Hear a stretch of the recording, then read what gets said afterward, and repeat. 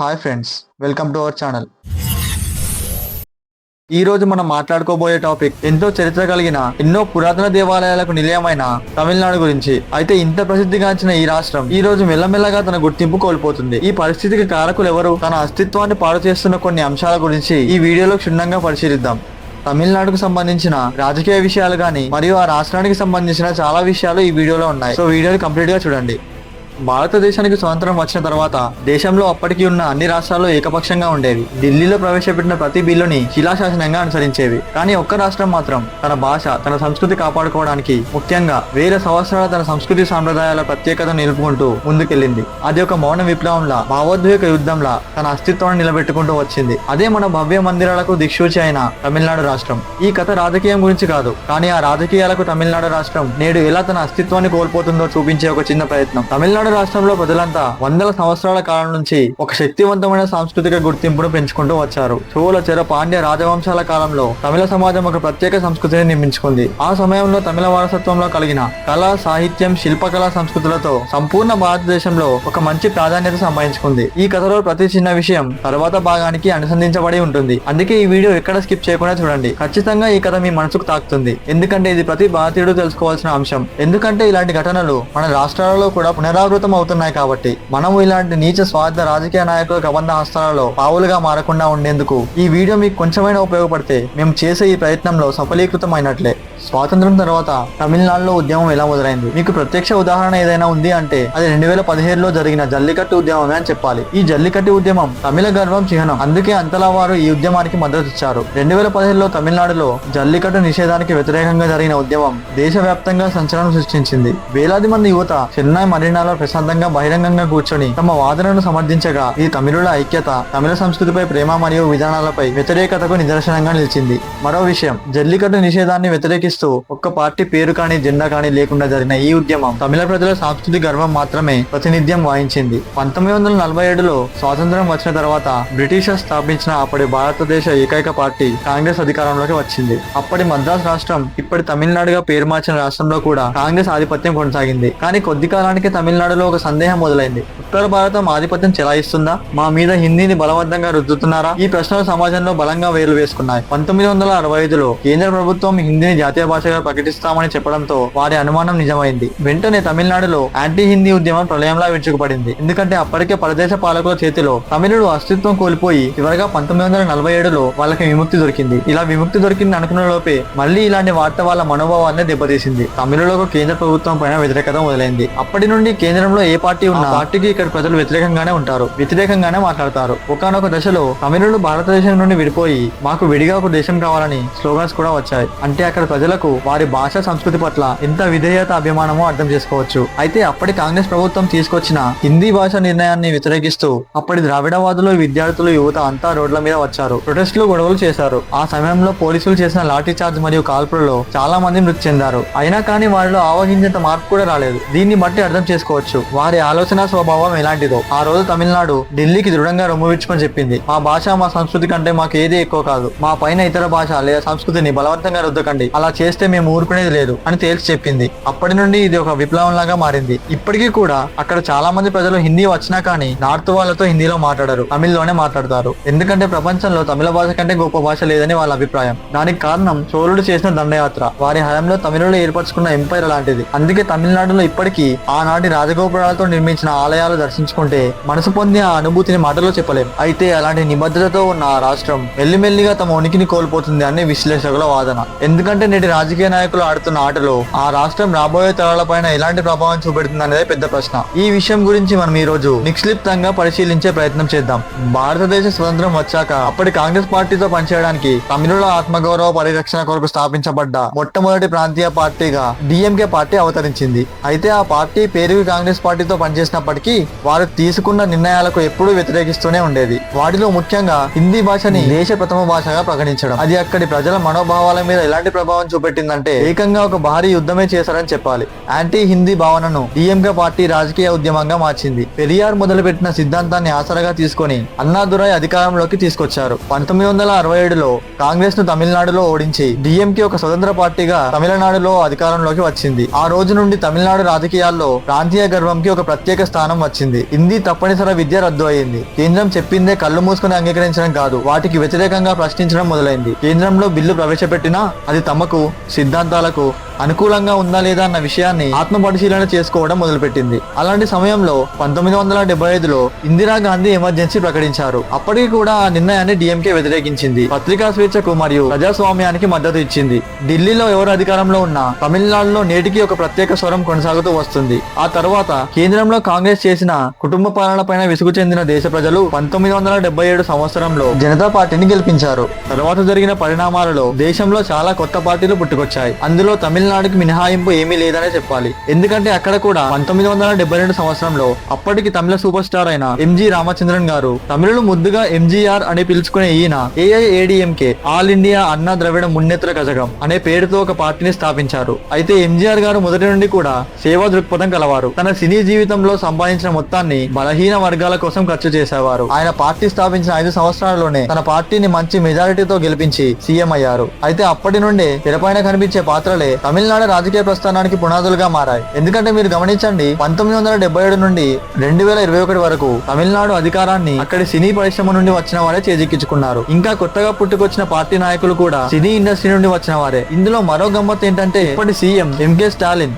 వారసత్వ రాజకీయాలతో సీఎం అయ్యాడు, కానీ అతని కొడుక్కి అదృష్టం దక్కేలా లేదనుకున్నాడో ఏమో. అతను కూడా సినీ రంగ ప్రవేశం చేసి పలు సినిమాల్లో నటించాడు. ఎందుకంటే అక్కడ వారికి తమ నాయకుడు ముందుగా తెర మీద పరిచయం అయి ఉండాలి కావచ్చు. వీటన్నిటిని పక్కన పెడితే ఎంజీఆర్ గారు 1977 సంవత్సరంలో సీఎం అయిన తర్వాత తమిళనాడులో ఒక రెవల్యూషన్ తీసుకొచ్చారు. అవేంటి అంటే, మొదటిది మధ్యాహ్న భోజన పథకం. అప్పటి వరకు కొన్ని ప్రాంతాల్లోనే ఉన్న ఈ పథకాన్ని రాష్ట్ర వ్యాప్తంగా ఉన్న పేద విద్యార్థులందరికీ ఉచితంగా పోషకాహార భోజనం అందించేలా చేశారు. ఇది పేద పిల్లలు పాఠశాలకు వచ్చేందుకు ప్రోత్సాహం ఇచ్చింది. రెండవది పేదలకు ఉచిత వైద్య సేవలు. ప్రభుత్వ ఆసుపత్రుల ద్వారా పేదలకు ఉచిత వైద్య సేవలు, ఉచిత మందులు అందుబాటులో ఉంచారు. గ్రామీణ ప్రాంతాల్లో కొత్త ప్రాథమిక ఆరోగ్య కేంద్రాలను ప్రారంభించారు. మూడవది మహిళల సంక్షేమం. విధవరాలైన మహిళలకు, నిరుపేద మహిళలకు పింఛన్ పథకం ప్రారంభించారు. చిన్న వయసు బాలికల విద్య కోసం ప్రత్యేక పథకాలు అమలు చేశారు. నాలుగవది రైతుల కోసం చర్యలు. రైతులకు ఉచిత విద్యుత్ సరఫరా అందించడం ప్రారంభించారు. సాగునీటి సదుపాయాలను విస్తరించారు. కాలువలు, చెరువుల మరమ్మతులు చేశారు. ఐదవది సబ్సిడీ పథకాలు. పేదలకు తక్కువ ధరలో బియ్యం, ఆహార పదార్థాలు అందించేందుకు రేషన్ వ్యవస్థ బలోపేతం చేశారు. బియ్యాన్ని కిలోకి ₹1 ఇవ్వడం ద్వారా ప్రసిద్ధి పొందారు. ఆరవది ప్రజా వినోదం మరియు కళాకారుల సహాయం. సినీ రంగస్థల కళాకారులకు పెన్షన్ పథకాలు ఆరంభించారు. సాంస్కృతిక కార్యక్రమాలను ప్రోత్సహించారు.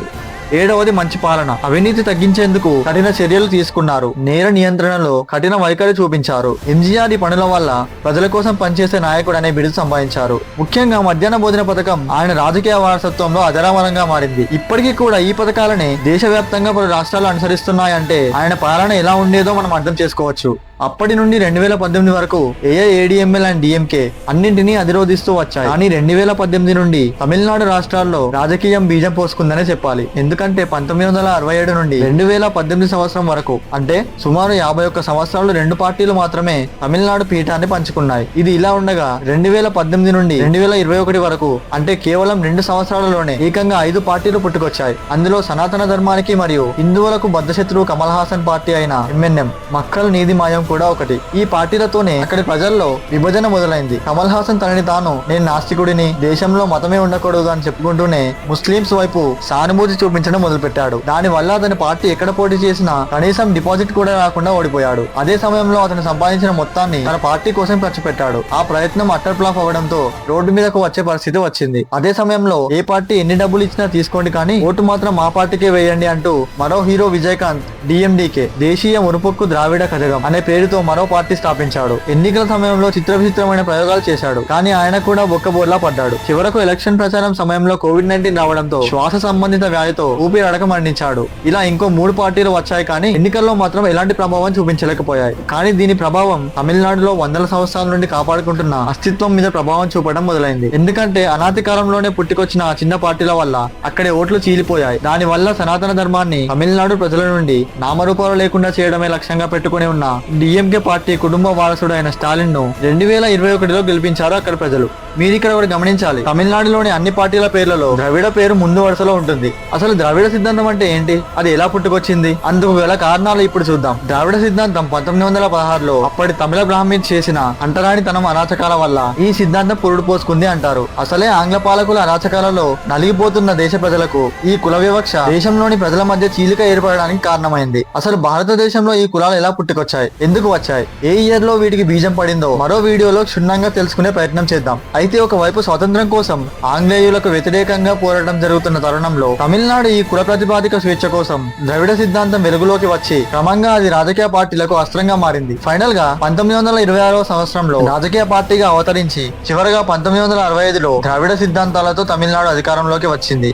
అయితే అప్పటి నుండి ఈ సిద్ధాంతాన్ని సాకుగా చూపుకుంటూ గద్దెనెక్కిన నాయకులు మెల్లిమెల్లిగా సనాతన ధర్మానికి వ్యతిరేకంగా మాట్లాడడం మొదలుపెట్టారు. చివరకు 2021లో గెలిచిన స్టాలిన్ గారి కొడుకు ఉదయనిధి స్టాలిన్ బహిరంగంగానే చెప్పాడు, సనాతన ధర్మం ఒక కరోనా, డెంగ్యూ, మలేరియా మరియు ఇతర ప్రాణాంతక వ్యాధులతో పోల్చి రాష్ట్రంలో ఈ వ్యాధులు రాకుండా ఎలా జాగ్రత్త పడుతున్నామో అలానే సనాతన ధర్మాన్ని కూడా మన రాష్ట్రంలో వ్యాప్తి చెందనివ్వకుండా నామరూపాలు లేకుండా చేయాలని స్టేట్మెంట్ ఇచ్చాడు. ఆ వీడియో బయటికి వచ్చిన మరుక్షణమే దేశంలో హిందూ సంఘాలు ఉదయనిధి స్టాలిన్ కి వ్యతిరేకంగా ప్రొటెస్టులు చేయడం మొదలుపెట్టారు. కానీ అతని తండ్రి అయిన తమిళనాడు ముఖ్యమంత్రి ఎంకి స్టాలిన్ మాత్రం నా కొడుకు మాట్లాడిన దానిలో తప్పేముంది అంటూ వెనకేసుకు వచ్చాడు. అంతేకాదు తను అధికారంలోకి వచ్చినప్పటి నుండి అంటే 2021 నుండి నేటి వరకు తమిళనాడులో ఏకంగా 165 పురాతన దేవాలయాలను అభివృద్ధి పేరుతో కూల్చేశాడు. దానికి అక్కడి హిందూవాదుల్లో కూడా ఈ డిఎంకే పార్టీ పైన తీవ్ర వ్యతిరేకత మొదలైంది. మరి అదే అభివృద్ధి పేరుతో ఒక్క పరమత ప్రార్థన మందిరాలపై చెయ్యైనా వేశాడా?